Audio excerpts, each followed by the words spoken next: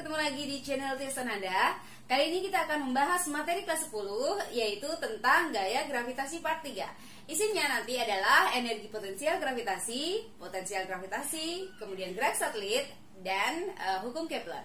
Bagi yang belum subscribe channel Tirsa Nanda, silahkan di subscribe dulu. Dan jangan lupa untuk mengaktifkan tombol lonceng agar mengetahui postingan-postingan Tirsa Nanda berikutnya.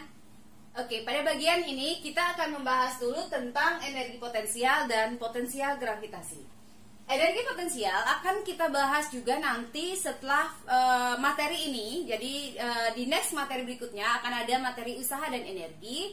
Nah, tetapi energi potensial di sini itu bersifat lebih umum. Kalau yang nanti dibahas di usaha dan energi, energinya itu adalah energi interaksi antara benda dengan bumi ya. Kalau yang di sini antara benda dengan benda, antara benda dengan bumi, mungkin antara benda dengan planet, dan lebih umum. Jadi energi potensial yang dibahas di sini bersifat lebih umum nanti dengan energi yang akan nanti dibahas di next materi berikutnya. Oke, kita mulai dari energi potensial gravitasi. Apa itu energi potensial gravitasi? Nah, yang disebut dengan energi potensial gravitasi itu adalah usaha untuk memindahkan benda dari satu titik ke titik yang lain. Oke, Ibu gambarkan ya. Misalkan di dalam bumi, dengan pusat buminya di tengah-tengah, ini adalah bumi. Ada benda yang berada di permukaan bumi.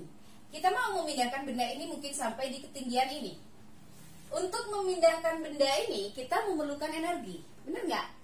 Jadi, kita memerlukan energi. Energi yang kita perlukan itu akan sama besarnya dengan besarnya usaha yang kita lakukan. Karena usaha itu adalah perubahan energi. Jadi usaha di sini akan sama nilainya dengan energi potensial. Bagaimana rumus usaha atau energi potensial? Rumusnya adalah F dikali S. Nanti akan kita bahas lagi di bab materi berikutnya, lebih detail lagi tentang materi ini. Nilai usaha di sini akan bernilai negatif. Usaha itu adalah besaran vektor. Kenapa negatif? Karena saat benda ini dipindahkan, biasanya dalam hal ini dipindahkan ke tempat yang jauh tidak terhingga dengan R yang tidak terhingga, sehingga mengakibatkan bahwa energi potensial di permukaan bumi ini akan jauh lebih kecil nilainya dibanding dengan energi potensial pada R yang tidak terhingga tersebut, sehingga ditulis dengan negatif. Bisa juga diartikan karena dia melawan arah gaya gravitasi bumi, sehingga ditulis min. W atau energi potensial itu sama dengan min. Ingat F, minggu yang lalu kita sudah membahas gaya gravitasi. Rumus F itu adalah G besar dikali M bumi dikali M benda per R kuadrat dikali S. S ini adalah jarak benda ke pusat bumi. Jadi jarak benda ke pusat bumi itu juga akan sama dengan jari-jarinya. Ini juga ditulis dengan jari-jari. Sehingga dari sini akan diturunkan W sama dengan EP sama dengan min G dikali M bumi dikali M benda. Nah, di atas ada R, di bawah ada R2, kita coret 1, sehingga di bawah sisa 1. Inilah rumus dari usaha atau energi potensial gravitasi. Jika M bumi Ibu umpamakan M besar dan M benda Ibu umpamakan M kecil, maka rumus usaha atau energi potensial gravitasi akan menjadi min G besar dikali M kecil per R. Inilah rumus dari usaha atau energi potensial gravitasi. Nah, apakah M bumi ini selalu bumi? Tidak, tergantung tempat benda itu berada, sumber gravitasi tempat benda berada. Oke, Ibu buat lagi. M besar itu adalah massa sumber gravitasi, M kecil itu adalah massa benda, R itu adalah jarak benda terhadap pusat bumi atau sumber gravitasi, W itu adalah usaha, satuannya Joule, EP itu adalah energi potensial gravitasi, satuannya Joule. Dan G besar ini adalah tetapan umum gravitasi yang mungkin kalian sudah hafal nilainya. Nanti ada di soal juga. Yang besarnya adalah 6,67 kali 10 pangkat min 11 Newton meter kuadrat per kilogram kuadrat. Jadi untuk mengingat rumus ini, kalian ingat saja rumus gaya gravitasi yang lalu, rumus F. Tetapi bedanya kalau F itu pernya R kuadrat. Kalau energi potensial gravitasi pernya itu per R saja, tidak isi kuadrat dan ditambahkan dengan min. Bagian yang kedua adalah potensial gravitasi. Potensial gravitasi itu adalah energi potensial per satuan massa benda. Berarti kalau kita mau turunkan rumusnya, potensial gravitasi ini dilambangkan dengan V, V-nya V besar. Itu berarti sama dengan energi potensial, berarti kita tulis EP per massa benda, berarti M benda.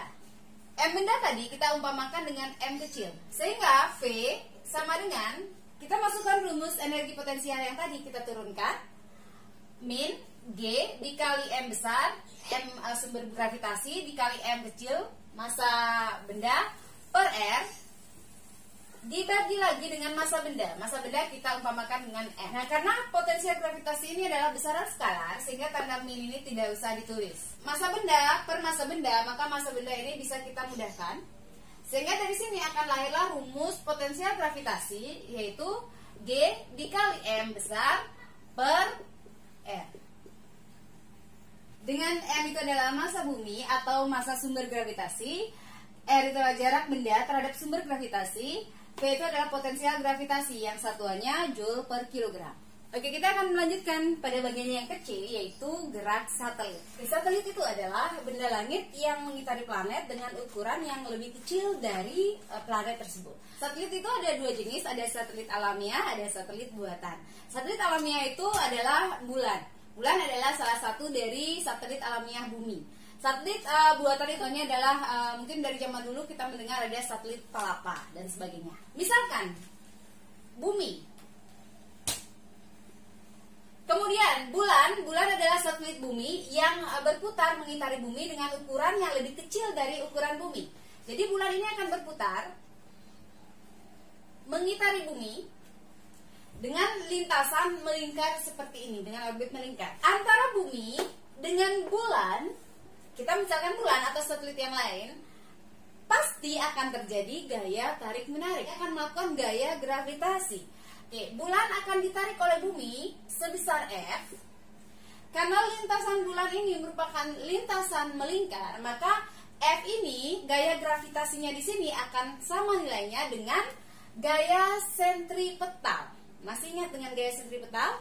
Jadi gaya sentripetal adalah gaya yang arahnya selalu menuju ke pusat lingkaran. Jadi dalam hal ini nilai gaya tarik menarik atau gaya gravitasi akan sama nilainya dengan gaya sentripetal. Fg itu adalah G dikali M bumi dikali M satelit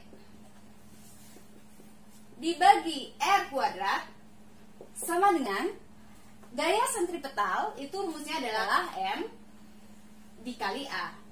Tetapi A-nya ini adalah A sentripetal yang sering ditulis dengan AS. Sehingga G dikali M bumi ibu tulis dengan MB saja biar cepat. M satelit ibu tulis dengan MS per R kuadrat sama dengan M. Jadi M-nya di sini nanti adalah M satelit dikali AS. Rumus AS itu adalah V kuadrat per R. V itu adalah kecepatan, R itu adalah jaraknya. Oke, setelah itu, maka ada yang bisa kita mudahkan. Di kiri ada MS, di kanan ada MS, kita mudahkan. Kemudian di kanan ada R, di kiri juga ada R kuadrat, berarti bisa kita mudahkan satu, ini hilang satu, sehingga sisa satu. Sehingga dari sini kita akan mendapatkan rumus G dikali MB per R sama dengan V kuadrat. Karena di sini ada kuadrat, untuk menghilangkan kuadrat, maka di ruas kiri harus kita akarkan.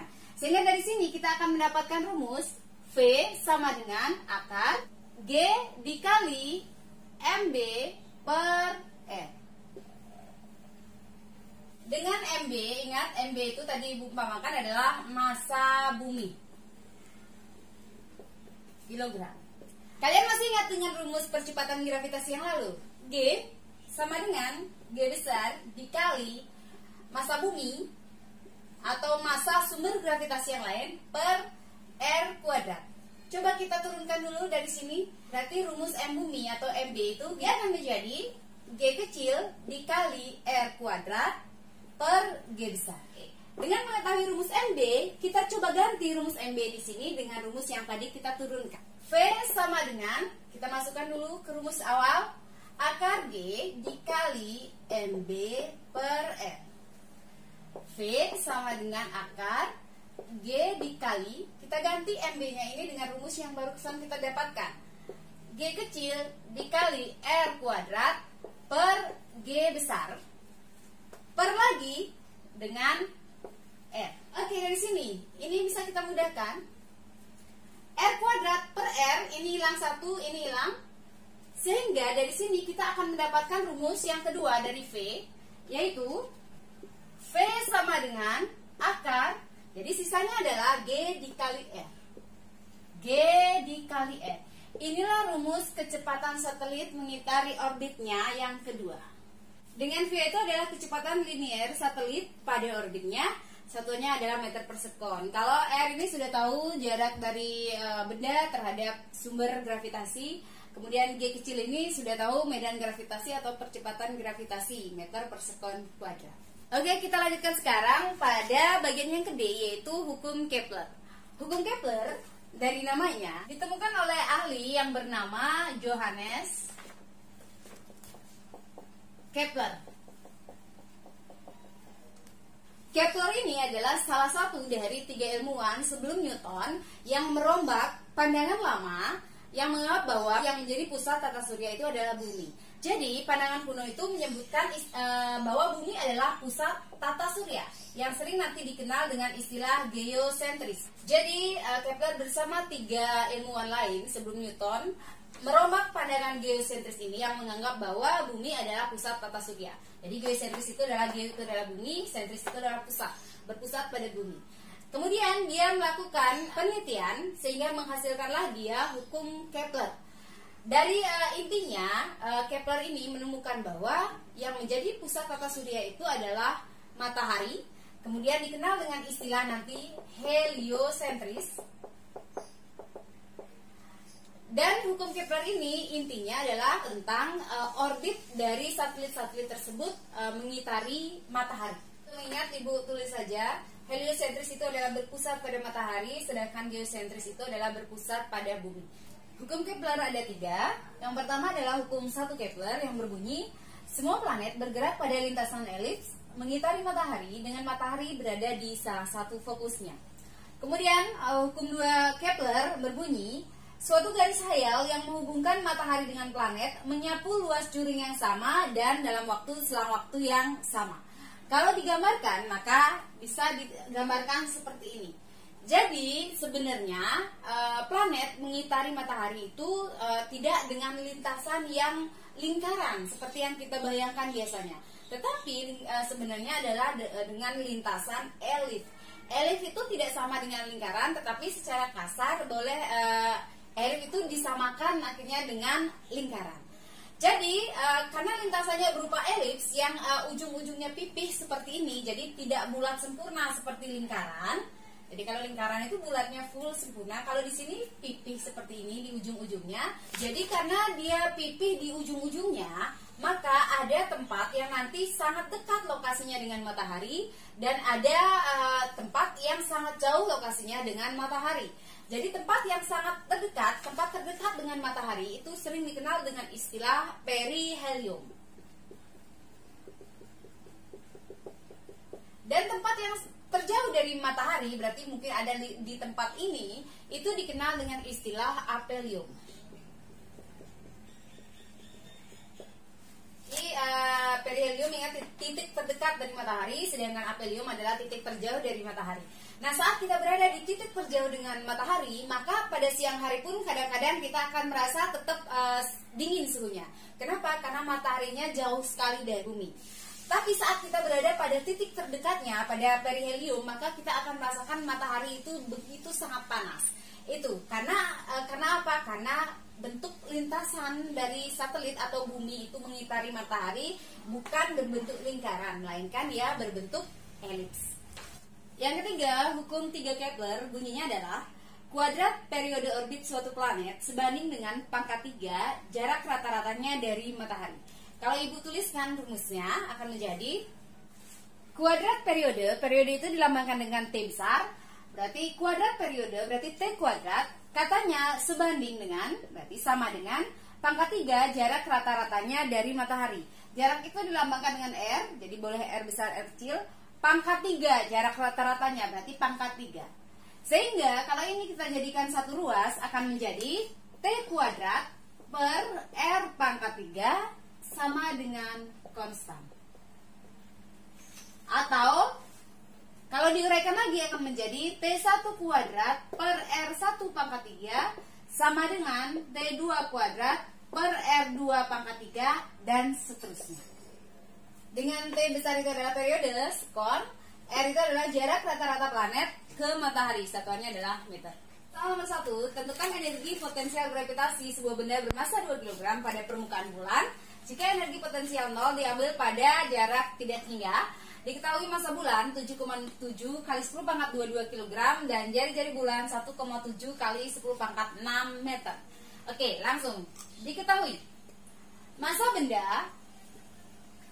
Jadi massa benda di sini ibu umpamakan dengan M kecil, itu besarnya adalah 2 kg. Kemudian di sini sumber gravitasinya adalah bulan. Diketahui massa bulan, jadi massa bulan ibu umpamakan dengan M besar, itu besarnya adalah 7,7 kali 10 pangkat 22 kg. Jari-jari bulan itu berarti jaraknya itu di R kecil itu adalah 1,7 kali 10 pangkat 6 meter. Nah, yang ditanya di soal adalah tentukan energi potensial gravitasi benda. Berarti yang ditanya adalah EP-nya sama dengan berapa? Jawab, EP sama dengan, ingat rumusnya, min G besar dikali M besar kali M kecil per R.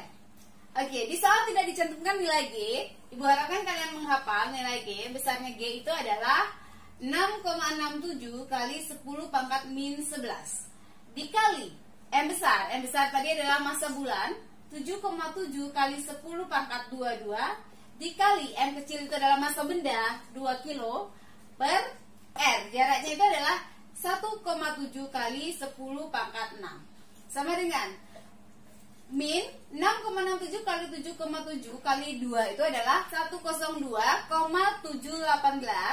kali 10 pangkat 10 pangkat min 11 dikali 10 pangkat 22, pangkatnya dijumlah berarti 22 dikurangi 11 itu adalah 11. Min 102,718 dibagi 1,7 itu adalah 60,42 kali 10 pangkat 10 pangkat 11 dibagi 10 pangkat 6 berarti pangkatnya dikurangi 11 dikurangi 6 itu adalah 5. Sehingga jawabannya EP sama dengan min 60,42 kali 10 pangkat 5 Joule.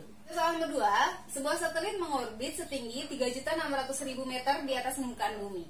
Jika jari-jari bumi 6.400.000 meter dan gerak satelit dianggap melingkar beraturan dan percepatan di bumi GB-nya itu 10 meter per sekon kuadrat, tentukan kecepatan linier satelit yang berada di orbit tersebut. Oke, untuk membayangkan soal ini bisa kita gambarkan. Misalkan di bumi, kemudian satelit itu mengorbit bumi, misalkan satelit itu berada di sini. Katanya satelit mengorbit setinggi 3.600.000 meter di atas permukaan bumi. Berarti di sini, misalkan di sini bumi, permukaan bumi, H dari satelit itu hanya itu adalah 3.600.000 meter. Jika jari-jari bumi, berarti ini adalah bumi dengan jari-jari sebesar R itu besarnya adalah 6.400.000 meter. Percepatan di bumi GB 10 meter per sekon kuadrat. Diketahui, berarti ibu tulis di sini GB sama dengan 10 meter per sekon kuadrat. B itu adalah bumi. Ditanya sekarang kecepatan linier satelit, ibu tulis dengan VS. Oke, kita menjawab soal ini dengan rumus yang sudah kita turunkan tadi, bahwa V sama dengan akar G kali R. Karena satelit yang diminta berarti V satelit kali G satelit kali R satelit. Berapakah G satelit? Yang diketahui G bumi. Kalian mungkin masih ingat minggu yang lalu. Kalau ada suatu benda yang berada pada ketinggian H di atas permukaan bumi, maka untuk mencari G-nya itu memakai rumus. Kita sudah bahas minggu yang lalu ya. Akar R per R plus H kuadrat dikali G bumi. Ya, dikali G bumi. Nah, sekarang dikali lagi dengan jarak RS. Jarak satelit terhadap pusat bumi. Ini satelitnya Ibu tulis dengan S, ini buminya Ibu tulis dengan B ya, biar jelas. Berarti RS juga itu adalah jarak satelit ke bumi. Pusat bumi itu ya H ditambah R juga. Sehingga kalau di sini kita uraikan lagi akan menjadi VS sama dengan akar R per R plus H. Jadi boleh kuadratnya taruh masing-masing, nggak masalah. R per kuadrat per R plus H kuadrat dikali G bumi dikali RS-nya tadi adalah R ditambah H. Belajar di sini ya. Oke, di atas ada R plus H, di bawah ada R plus H kuadrat, sehingga bisa kita mudahkan yang di atas dicoret, yang di bawah dicoret 1. Sehingga akan menjadi VS sama dengan, jadi yang di atas akan tersisa R kuadrat dikali G bumi per R plus H ya. Sehingga kalau kita masukkan akar, masukkan angkanya, R-nya itu adalah 6.400.000. Ingat ini kuadrat dikali G bumi itu diketahui 10 per R plus H. R-nya itu 6.400.000 ditambah H tadi adalah 3.600.000. Sehingga sama dengan akar 6.400.000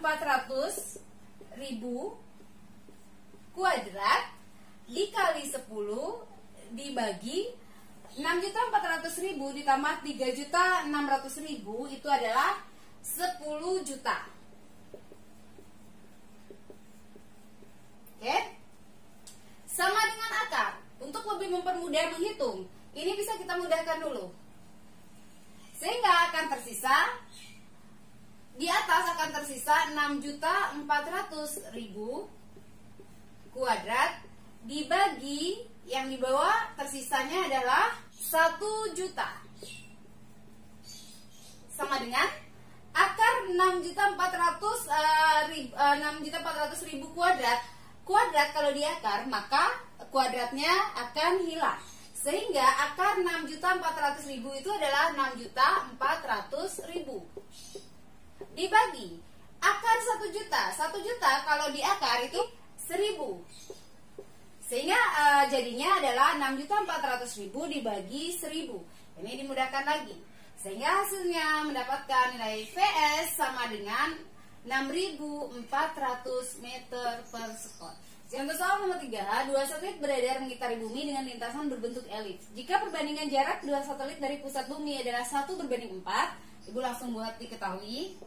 Perbandingan jarak berarti R1 berbanding R2 itu adalah 1:4. Maka perbandingan periode revolusi kedua satelit adalah, yang ditanya berarti adalah T1 berbanding T2 sama dengan berapa? Untuk menjawab pertanyaan ini kita ingat hukum Kepler 3, yaitu T kuadrat per R pangkat 3 itu sama dengan konstan. Atau kalau kita jabarkan lagi menjadi T1 kuadrat per R1 pangkat 3 sama dengan T2 kuadrat per R2 pangkat 3.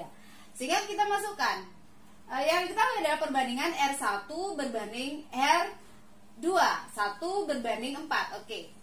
T1 per T2 kuadrat berarti sama dengan R1 pangkat 3 per R2 pangkat 3. Oke, sama-sama kuadrat kita taruh di luar. T1 per T2 kuadrat sama dengan, ini juga pangkat 3-nya boleh ditaruh di luar, R1 per R2 pangkat 3.